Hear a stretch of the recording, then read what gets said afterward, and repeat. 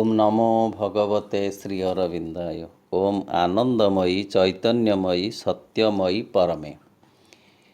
सम्माननीय अपा ओ भाई मानंकु मोर विनम्र नमस्कार। आमे प्रेस कॉलोनी पाठचक्र रे दिव्य जीवन ग्रंथर दिव्य ओ अदिव्य शीर्षक विषय संपर्क रे आलोचना करुथिले। कोरोनार प्रभावरु चारिआडे एकाठी बसिबार सुजोग विशेष नथिबारु एही चर्चा प्रेस कॉलोनी रे वर्तमान पाई होई पारु नाही। तेणु आमे ए टेलीग्राम ग्रुप द्वारा आलोचना पुणी आरंभ करिबा। एथिपाई केते भाई ओ अपा आग्रह प्रकाश करिसंती। तेणु एई अवकाश रे मो सेमानंकु हार्दिक धन्यवाद जणाउछि। दिव्य ओ अदिव्य शीर्षक विषय रे आमे दिव्य कौन ओ अदिव्य कौन से संपर्क रे किछि आलोचना आगरु करिथिले। आम डिक्शनरी रे दुईटी शब्द अछि, गोटिए दिव्य आ गोटिए अदिव्य। मात्र भगवान को डिक्शनरी रे गोटिए मात्र शब्द अछि, शब्दटी हेउछि दिव्य। अर्थात सबु किछि तांको पाई दिव्य अदिव्य बोली किछि कथा नाही। एही अध्याय रे आम निकटरे थिबा समस्या संपर्क रे आलोचना करिसंती प्रभु श्री अरविंद। आम पाखरे समस्याटी होउछि जे जिए शुद्ध पूर्ण आनंदमय ओ अनंत से किपरि सीमित हेले, संकुचित हेले एवं काहींकि एपरि आत्मरूपायित हेले। प्रभुंक कथारे जहा स्वयं सर्वदा शुद्ध परिपूर्ण आनंदमय ओ अनंत, ताहा जे काहींकि आपणार प्रकाश क्रम रे कौनसी अपूर्णता ओ सीमाबद्धता, अपवित्रता ओ जंत्रणा एवं मिथ्या ओ मंद लागी केवल जे एक सहिष्णु दृष्टि अवलंबन करिब ता नुहे, मात्र सेगुड़ी को प्रतिपालित और प्रोत्साहित करी रखिथिबा परि बोध होउथिबा। एइटी हेउछि असल समस्या। समस्या भितरे प्रभु कहउछंती स्पष्टतः एक द्वंद्व रहि जाइछि। आमे सेई द्वंद्वटीर समाधान प्रायतः आम दिगरु देखि पाउनाहु। एई विसंवादी सत्य अर्थ गोटिए विद्या आ गोटिए अविद्या, विपरीत धर्मी कथा, आलोक अंधार, संतोष असंतोष, ससीम असीम, पूर्णता अपूर्णता, भल मंद, सत्य मिथ्या, एहीपरि परस्पर र संपर्क रे परस्पर र सम्मुखीन हेबा कथाटी को आमे देखुछु। एवं आम दिगरु आमे कौनसी समाधान संभव नुहे बोली मध्य बेले बेले प्राय बेले विचार करुछु। ଏଭଳି ଅବସ୍ଥାରେ ମନେ ପଡ଼ୁଛି ସାବିତ୍ରୀ ମହାକାବ୍ୟର 438 ପୃଷ୍ଠାର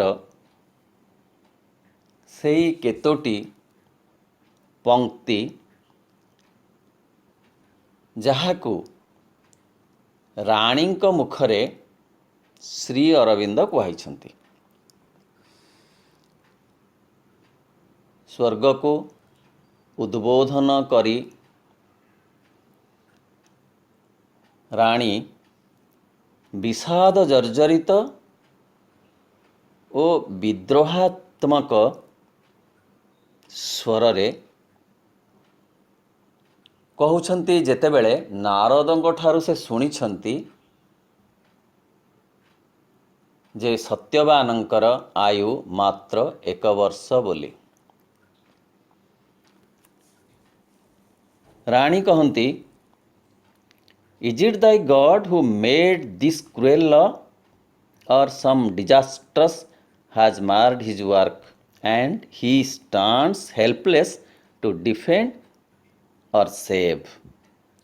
A fatal seed was sown in life's false start, when evil twinned with good on earthly soil.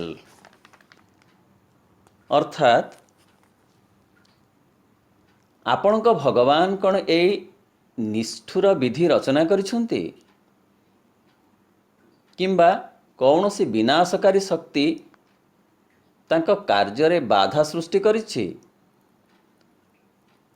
ଏବଂ ଫଳରେ ସେ ଅସହାୟ ହୋଇ ଠିଆ ହୋଇଛନ୍ତି ତଥା ରକ୍ଷା କରିବା ତାଙ୍କ ପକ୍ଷେ ଦୁଃସାଧ୍ୟ ହୋଇପଡ଼ିଛି? ଏପରି ଅନୁଚିନ୍ତା ପ୍ରାୟତଃ ଆମ ସମସ୍ତଙ୍କ ଭିତରେ ଅଳ୍ପେ ବହୁତେ ରହିଛି। ପୁଣି କହୁଛନ୍ତି ରାଣୀ ପୃଷ୍ଠା 442ରେ Savitri ମହାକାବ୍ୟରେ, Who laid on it the ceaseless will to live, a wanderer in this beautiful, sorrowful world, and bear its load of joy and grief and love? ଅର୍ଥାତ୍ କିଏ ତାଙ୍କ ଉପରେ ଲଦିଦେଲା ବଞ୍ଚି ରହିବାର ନିରନ୍ତର ଇଚ୍ଛା ଏବଂ ଏହି ସୁନ୍ଦର ଦୁଃଖପୂର୍ଣ୍ଣ ଜଗତରେ ଚିର ପଥିକ ରୂପେ ରହିବାର ଇଚ୍ଛା ଏବଂ ଆନନ୍ଦ, ଶୋକ ଓ ପ୍ରେମର ଭାର ବହନ କରିବାର ଇଚ୍ଛା।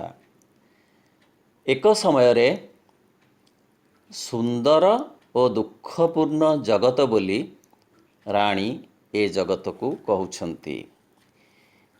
ଯେ ସୁନ୍ଦର ସେ ଏପରି ଦୁଃଖପୂର୍ଣ୍ଣ ହେଲା କାହିଁକି?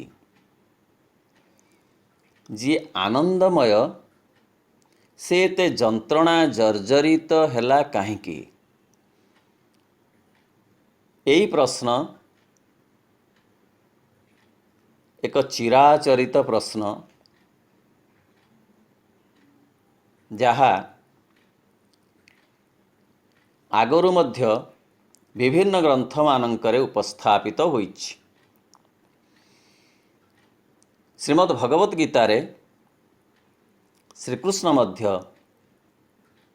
ଏହି ପୃଥିବୀକୁ ଦୁଃଖାଳୟ ଅଶାଶ୍ୱତ ଭାବରେ ପରିକଳ୍ପନା କରିଛନ୍ତି। ମାମୁପେତ୍ୟ ପୁନର୍ଜନ୍ମ ଦୁଃଖାଳୟମ୍ ଅଶାଶ୍ୱତମ୍ ନାପ୍ନୁବନ୍ତି ମହାତ୍ମାନଃ ସଂସିଦ୍ଧଂ ପରମାଂ ଗତାଃ। ଅର୍ଥାତ୍ ହେ ଅର୍ଜୁନ, ଦୁଃଖାଳୟ ଅଶାଶ୍ୱତ, ପୁନର୍ଜନ୍ମ ନ ଲଭନ୍ତି, ଲଭିଲେ ମତେ ମହାତ୍ମା, ପାଏ ଶ୍ରେଷ୍ଠ ଗତି ମୁକ୍ତି। ମତେ ଲାଭ କଲେ କି ପ୍ରାପ୍ତ ହେଲେ,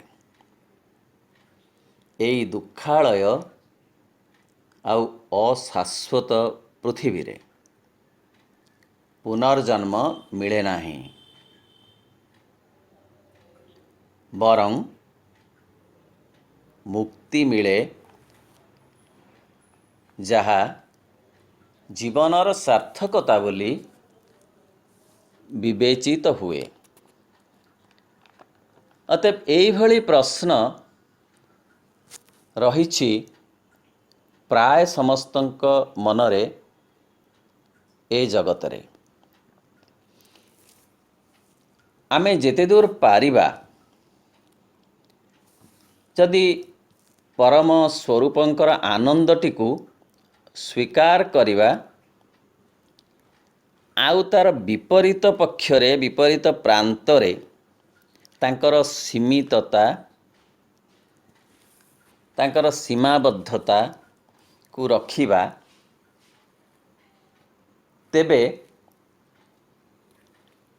ଆମେ ହୁଏତ କିଛି ସମାଧାନ ପାଇପାରିବା ଚେତନାଗତ ସ୍ତରରେ। ଯଦି ଆମେ ତାହାକୁ ମିଳେଇ ଏକତ୍ର କରି ନ ପାରିବା, ତାହେଲେ ଶ୍ରୀ ଅରବିନ୍ଦ କହନ୍ତି ଏଇ ବିସମ୍ବାଦୀ ବହିର୍ଜଗତକୁ ଯଥାଶକ୍ତି ସହି ନେବାକୁ ଚେଷ୍ଟା କରିବା। ନାନ୍ୟ ପନ୍ଥା ବିଦ୍ୟତେ ଅୟନାୟ ନ୍ୟାୟରେ, ଆଉ ଅନ୍ୟ ପନ୍ଥା ନାହିଁ ସହ୍ୟ କରିବା ଛଡ଼ା। ଅର୍ଥ, ଏଇ ଦୁଃଖକୁ, ଅବସାଦକୁ, ଅସ୍ଥିରତାକୁ, ଅସନ୍ତୋଷକୁ ସହ୍ୟ କରିବା ଛଡ଼ା ଆମ ପାଖରେ ଆଉ ଅନ୍ୟ କୌଣସି ପନ୍ଥା ନାହିଁ। ଆମକୁ ମାନି ନେବାକୁ ପଡ଼ିବ, ଯଦି ଆମେ କୌଣସି ସମାଧାନ ନ ପାଇବା, ତେବେ କହିବା ଯେ ଚକ୍ରବତ୍ ପରିବର୍ତ୍ତନ୍ତେ ଦୁଃଖାନିଚ ସୁଖାନିଚ। ଏମିତି ମଧ୍ୟ ଆମେ କହିବା, ଚକ ବୁଲୁଥାଏ, ଅଖ ବୁଲୁଥାଏ, ବୁଲି ପଡ଼ୁଥାଏ ପହି, ସୁଖ ପରେ ଦୁଃଖ, ଦୁଃଖ ପରେ ସୁଖ, ସଂସାର ନିୟମ ଏହି। ଅର୍ଥ, ଦୁଇଟା ରୂପକୁ ଆମେ ସ୍ୱୀକାର କରିବାକୁ ବାଧ୍ୟ ହେବା ଯଦି ଆମେ କୌଣସି ସମାଧାନ ନ ପାଇବା ଯେ ସୁଖ ଆଉ ଦୁଃଖ ଦୁଇଟି କଥା ଅଛି, ପରସ୍ପରର ବିପରୀତ ଭାବରେ ଆମ ନିକଟରେ ତାହା ପ୍ରତିଭାତ ହୋଇଛି। ଯଦି ଆମେ ତାହା ନ ସହିପାରିବା, ଏ ସୁଖ ଦୁଃଖ, ଭଲ ମନ୍ଦ, ଭୁଲ ଠିକ୍, ସତ୍ୟ ମିଥ୍ୟାର ସମ୍ମୁଖୀନ ହୋଇ ନ ପାରିବା, ତେବେ ତାହାଠାରୁ ପଳାଇ ଯିବାକୁ ଚେଷ୍ଟା କରିବା। ସମାଧାନ ଠିକଣା ବାଗରେ ନ ପାରିବା ଯଦି ସହି ନେବା, ଯଦି ସହି ନ ନେବା ତାହେଲେ ପଳାୟନ ପନ୍ଥାକୁ ଆମେ ଗ୍ରହଣ କରିବା। ସେତେବେଳେ ଆମେ କହିବା ଯେ ଯଥାର୍ଥ ସତ୍ୟ କହିଲେ କେବଳ ସେ ଅନ୍ତର୍ଗତ ସତ୍ ସ୍ୱରୂପକୁ ହିଁ ବୁଝାଇବ। ତେଣୁ ବାହାରେ ଏଇ ଦୃଶ୍ୟମାନ ଜଗତ ଯାହାକୁ ଆମେ ଦେଖୁଛୁ ଚର୍ମଚକ୍ଷୁରେ, ଯାହାକୁ ଆମେ ମନ ଦ୍ୱାରା ଅନୁଭବ କରୁଛୁ, ପ୍ରାଣ ଦ୍ୱାରା ଯାହାକୁ ଆମେ ଆହରଣ କରୁଛୁ, ଯାହା ସମ୍ପର୍କରେ କିଛି ତଥ୍ୟ, ସେମିତି ଜଗତକୁ ଆମେ ମିଥ୍ୟା ବା ମାୟା ବ୍ୟତୀତ ଆଉ କିଛି କହିବା ନାହିଁ ବୋଲି ଶ୍ରୀ ଅରବିନ୍ଦ କହୁଛନ୍ତି। ଭଗବାନଙ୍କୁ ସତ୍ୟ ବୋଲି କେବଳ ବିଚାର କରି ଆଉ ଯାହା ସବୁ ରହିଗଲା ଏ ଜାଗତିକ କଥା, ଏ ସବୁକୁ ମିଥ୍ୟା ବୋଲି ବିଚାର କରିବା। ତେବେ ଆମେ ହୁଏତ ଗୋଟେ ଏକ ଦିଗଦର୍ଶୀ ହେଲେ ହିଁ ଗୋଟେ ଦିଗ ପାଇବା ବୋଲି ବିଚାରିବା, ଭାବିବା ପରମ ଅଜ୍ଞାନର ଏକ ରହସ୍ୟମୟ ତତ୍ତ୍ୱ ଦ୍ୱାରା ହିଁ ଏଇ ମାୟାର ସର୍ଜନା ହୋଇଛି। ସ୍ମରଣକୁ ଆସେ ଜଗଦ୍ଗୁରୁ ଶଙ୍କରାଚାର୍ଯ୍ୟଙ୍କର ସେଇ କଥା ଯେ ବ୍ରହ୍ମ ସତ୍ୟ ଜଗତ ମିଥ୍ୟା। ଶ୍ଲୋକାର୍ଦ୍ଧେନ ପ୍ରବକ୍ଷ୍ୟାମି ଯଦୁକ୍ତ ଗ୍ରନ୍ଥ କୋଟିଭିଃ ବ୍ରହ୍ମ ସତ୍ୟ ଜଗତ ମିଥ୍ୟା ଜୀବ ବ୍ରହ୍ମେବ ନାପର। ଶରୀର ପ୍ରାଣ ମନ ଏ ସବୁ କଥା ଗୁଡ଼ିକ ଅବାଞ୍ଛିତ, କେବଳ ବ୍ରହ୍ମ ସତ୍ୟ, ଆତ୍ମା ହିଁ ବ୍ରହ୍ମ। ଶ୍ରୀ ଅରବିନ୍ଦ ଏଇ କଥାଟିକୁ ଏଠି ଉଲ୍ଲେଖ କରିଛନ୍ତି ଯେ ଜଗତକୁ ଯଦି ଆମେ ମିଥ୍ୟା ବା ମାୟା ରୂପରେ ବିଚାର କରୁ,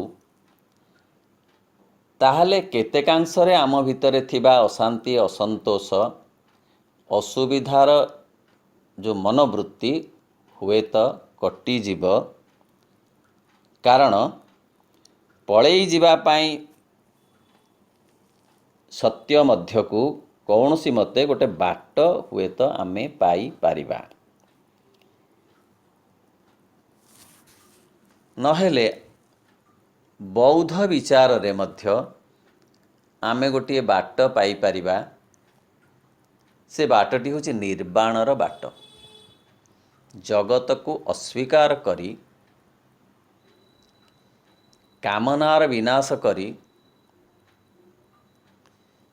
ଏକ ସ୍ଥିତିରେ ପହଞ୍ଚିବା ଯାହାକୁ କୁହାଯିବ ନିର୍ବାଣର ସ୍ଥିତି। ଶଙ୍କରାଚାର୍ଯ୍ୟଙ୍କର ମୁକ୍ତିର ବାଟ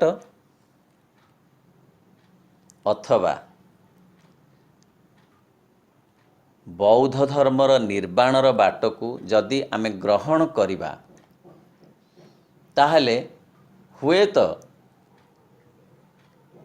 ଏଇ ଜୀବନର ଯେଉଁ ଦ୍ୱନ୍ଦ୍ୱ, ଯେଉଁ ସମସ୍ୟା, ଯେ କାହିଁକି ଦ୍ୱୈତ ଭାବ ଅଛି, କାହିଁକି ଦିବ୍ୟ ଅଦିବ୍ୟ ଦୁଇଟି କଥା ଆମ ପାଇଁକି ଆମ ଜଗତରେ ଅଛି, କାହିଁକି ଏ ସମସ୍ୟା ହୁଏତ ଆମ ପାଇଁ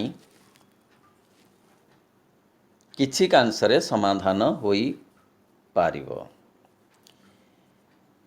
ସେତେବେଳେ ଆମେ ବୁଝିପାରିବା ଯେ ଏ କ୍ଷଣଭଙ୍ଗୁରତାର ପ୍ରବାହ ଭିତରେ ନିରନ୍ତରତା ଗୋଟେ ଭ୍ରମ ଜନ୍ମାଉଛି। ମରୀଚିକା ବୋଲିକିରି ମଧ୍ୟ ଆମେ ଶାସ୍ତ୍ର ମତରେ କହିପାରିବା। ଜଳ ନୁହେଁ ମରୀଚିକା। ତେଣୁ ମରୀଚିକା ପଛରେ ନ ଧାଇଁ ବାଟ ଭାଙ୍ଗି ଚାଲିଗଲେ ମରୀଚିକାର ପ୍ରଭାବ ଆମ ଉପରେ ପଡ଼ିବ ନାହିଁ।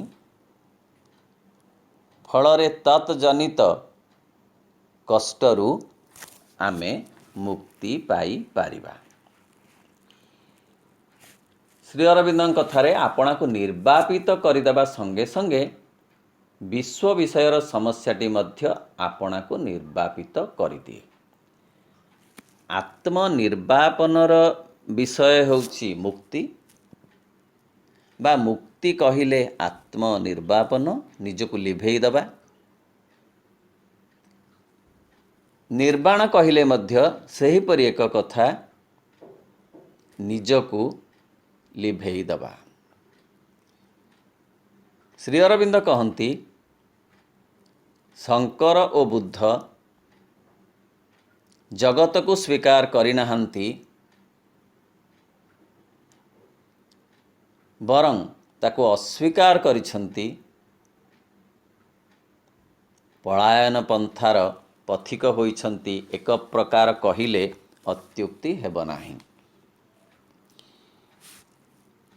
ଆମେ ଶ୍ରୀ ଅରବିନ୍ଦଙ୍କ ଭାଷାରେ ଏହାକୁ ମଧ୍ୟ ନିଷ୍କୃତିର ଏକ ପଥ ବୋଲି ଅବଶ୍ୟ କହିପାରିବା। ମାତ୍ର ଏହା ଏକ ଯଥାର୍ଥ ପଥ ବା ଏକମାତ୍ର ପଥ ବୋଲି ଆଦୌ ମନେ ହେଉନାହିଁ। କହିଲେ ହୁଏତ ଆମେ କିଛି ନିଷ୍କୃତି ଏଥିରୁ ପାଇପାରିବା ଆମ ଜୀବନ ଯନ୍ତ୍ରଣାରୁ, କିନ୍ତୁ ଏହା ଯେ ଏକମାତ୍ର ପଥ ବା ଯଥାର୍ଥ ପଥ ଏକଥା ଆମେ କହିପାରିବା ନାହିଁ। କାରଣ ଏଥିରେ ସମସ୍ୟାଟି ପୂର୍ଣ୍ଣ ଭାବରେ ସମାଧାନ ହେଲା ନାହିଁ ବା ହୋଇପାରିବ ନାହିଁ। ଯେତେ ଯେତେ ସମାଧାନ ଆମେ ଏମିତି ମନରେ ତିଆରି କରୁ ବା ଆଗରୁ ଆମ ପାଇଁ ତିଆରି ହୋଇ ରହିଛି, ସେ ମଧ୍ୟ ସନ୍ତୋଷଜନକ ପ୍ରାୟତଃ ଲାଗୁନାହିଁ। ଆହୁରି କିଛି କଥା ରହିଯାଉଛି ସମାହିତ ହେବା ପାଇଁ।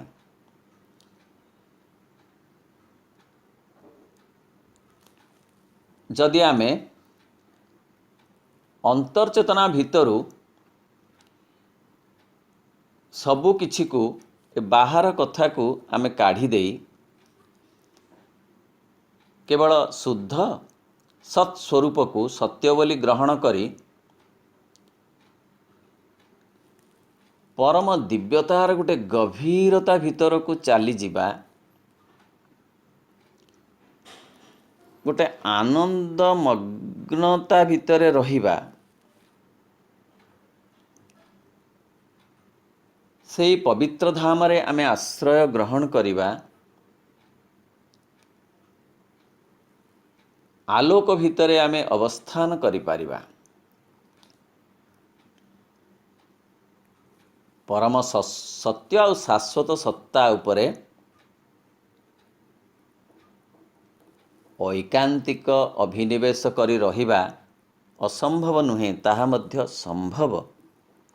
ବହିର୍ଚେତନାକୁ ପଦାଘାତ କରି ଦୂରେଇ ଦେଇ ଅପସାରଣ କରି ଆମେ ଯଦି ଭିତରକୁ ଯିବା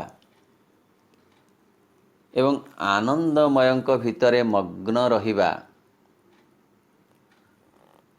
ତାହା ମଧ୍ୟ ଅସମ୍ଭବ ନୁହେଁ। ଏମିତିକି ଆମେ ଯଦି ଇଚ୍ଛା କରିବା, ଆପଣାକୁ ତାହା ଭିତରେ ମଧ୍ୟ, ସେହି ଆନନ୍ଦମଗ୍ନତା ଭିତରେ ମଧ୍ୟ ବିସର୍ଜନ କରିଦେଇ ପାରିବା। ଏ ମଧ୍ୟ ଏକ ପନ୍ଥା ହୋଇପାରେ ଜୀବନ ଯନ୍ତ୍ରଣାରୁ ଅନ୍ତତଃ ଅବ୍ୟାହତି ନେବା ନିମନ୍ତେ। ଶ୍ରୀ ଅରବିନ୍ଦ କହନ୍ତି, ଏପରିକି ଆମେ ଇଚ୍ଛା କଲେ ଆପଣାକୁ ମଧ୍ୟ ତାହା ଭିତରେ ମାନେ ଆନନ୍ଦମୟଙ୍କ ଭିତରେ ଏପରି ଭାବରେ ବିସର୍ଜନ କରିଦେଇ ପାରିବା, ଯାହାଦ୍ୱାରା କି ଜଗତର ବୈଷମ୍ୟ ଓ ବିସମ୍ବାଦ ଗୁଡ଼ିକ ଆମ ଲାଗି ଏକାବେଳକେ ବିଲୁପ୍ତ ଓ ବହିଷ୍କୃତ ହୋଇ ରହିଯାଇପାରିବ। ମାତ୍ର ପ୍ରକୃତରେ ଶ୍ରୀ ଅରବିନ୍ଦଙ୍କର ପୂର୍ଣ୍ଣଯୋଗର ବିଦ୍ୟା ଆରମ୍ଭ କରିବାକୁ ଯାଇ ସେ କହନ୍ତି, ଆମ ଜୀବନର ଗଭୀରରେ କୌଣସି ପ୍ରଦେଶରେ ଏପରି ଏକ ସ୍ଥାନ ରହିଛି ଯେଉଁଠାରେ କି ଏକ ସମଗ୍ର ଚେତନାର ଆବଶ୍ୟକତା ମଧ୍ୟ ଅନୁଭୂତ ହେଉଛି। ଯେତେ ସମାଧାନର କଥା ଆମେ ଜାଣିଲେ, ସେ ସମସ୍ତ ସମାଧାନ କେବଳ ଏକ ଦିଗଦର୍ଶୀ ବା ଏକପାଖିଆ। ଏହା ବହୁ ଦିଗଦର୍ଶୀ ନୁହେଁ, କାରଣ ଆମ ଭିତରେ ଆଉ ଏକ ସ୍ଥିତି ଅଛି ଯିଏ ସାମଗ୍ରିକତାକୁ ଚାହୁଁଛି। ଆମ ପିଣ୍ଡରେ ବ୍ରହ୍ମାଣ୍ଡର ପ୍ରତିଛବି ଅଛି, ପ୍ରତିଫଳନ ଅଛି, ପ୍ରତିରୂପ ଅଛି। ଆମେ ତାକୁ ଏଡ଼େଇ ଦେଇ ପାରିବା ନାହିଁ। ଯଦି ଆମେ ତାକୁ ଏଡ଼େଇ ଦେବା, ତାହେଲେ ସମସ୍ୟାର ତ ପୂର୍ଣ୍ଣ ସମାଧାନ ହେବନି, ବରଂ ସବୁ କିଛି ଅପୂର୍ଣ୍ଣ ରହିଯିବ। ଶ୍ରୀ ଅରବିନ୍ଦ କହନ୍ତି, ସେଠାରେ ଏକ ସମଗ୍ର ଚେତନାର ଆବଶ୍ୟକତା ମଧ୍ୟ ଅନୁଭୂତ ହେଉଛି ଆମ ଜୀବନ କ୍ଷେତ୍ରରେ। ଏହି ବିଶ୍ୱ ପ୍ରକୃତି ମଧ୍ୟରେ ସମଗ୍ର ଓ ପରମ ଦିବ୍ୟ ସତ୍ତାଟି ଲାଗି ବିଶ୍ୱବ୍ୟାପୀ ଏକ ଆକୁଳତା ନିତ୍ୟ ଅନୁଭୂତ ହେଉଛି। ଏହି କଥାଟି ଗୋଟିଏ ଆବଶ୍ୟକତା ଭାବରେ ଆମ ଭିତରେ ଅଛି। ସମଗ୍ର ବିଶ୍ୱ आम भितरे अच्छी सूक्ष्म रूपरे अर्थ विश्व प्राणर आमे एक अंश, विश्व मनर आमे एक अंश, विश्व जड़र मध्य। आम भितरे गोटे आकुलता अच्छी विश्व सहित एकीभूत हवा, एकात्म हवा पाई। एई कथाटी को समग्र भावरे जानिबा पाई आम सत्ताटी व्याकुलता प्रकाश करुछि।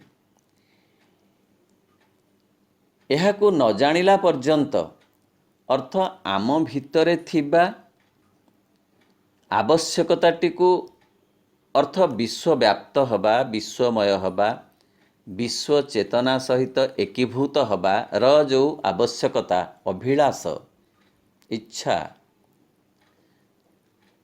ताकू न पाइला पर्यंत आउ जेते जेते समाधान द्वारा आदौ पूर्णता मिलिब नाही। श्री अरविंदଙ୍କ कथारे जे पर्यंत एक दिव्यतार भूमि उपरे आम आगरे जगत तत्वर व्याख्या होई न पारिछि से पर्यंत परम दिव्य सत्ता संबंध रे आमर सकल ज्ञान केवल अपूर्ण होई ही रहिथिबो। आमे विश्वात्म नहला पर्यंत, विश्व प्राण नहला पर्यंत, विश्व मन नहला पर्यंत, विश्व देहरे एकीभूत हेला नहला पर्यंत आमर ज्ञान केवल अपूर्ण रहिबो। ज्ञानर परिपूर्णता न आसिले समस्यार पूर्ण समाधान मिलिब नाही। कारण एई जगत मध्य मर्मतः केवल तत्स्वरूप। ए जगत ही सीए जहाको कहंती जे सीए होउछंती जगत एवं जगत होउछंती सीए। हरिरेव जगत जगदेव हरि। सावित्री महाकाव्य रे श्री अरविंद कहंती he is the player who became the play, he is the thinker who became the thought. से होउछंती खेलाड़ी पुनी से होउछंती खेल, से होउछंती चिंताविद एवं से होउछंती चिंता। तांको छाड़ी ए जगतर स्थिति नहीं। सीए धरी रखिछंती ए जगत को, से जगतरे रूपायित होइछंती, से जगत सर्वत्र से ओमनीसिएंट ओमनी प्रेजेंट, से सर्वत्र अछंती, सर्वदा अछंती, भरी अछंती। तांक दृष्टि सर्वत्र प्रसारित। से सर्वज्ञ, से सर्वत्र गमन करि पारंती, संचरित होई रहिछंती कोणे अनुकोण रे। एई जगतरे एहा चिरंतन सत्य। तेणु जगत को बाद दे केवल निजको जगतरु ओहरेई नहीं जेते समाधान आमे खोजिबा समस्यार कि जीवन जंत्रणार से समाधान अपूर्ण रहिबो। अतएव समाधानटी जगत को नहीं, जीवन को नहीं ओ भगवान को नहीं करिवा को हबो। जे पर्यंत प्रभुंक कथारे आमे ताहाको आम चेतना भितरे केवल से ब्रह्म वस्तु रूपे अनुभव करि न पारिबा, काहाकू शरीर को,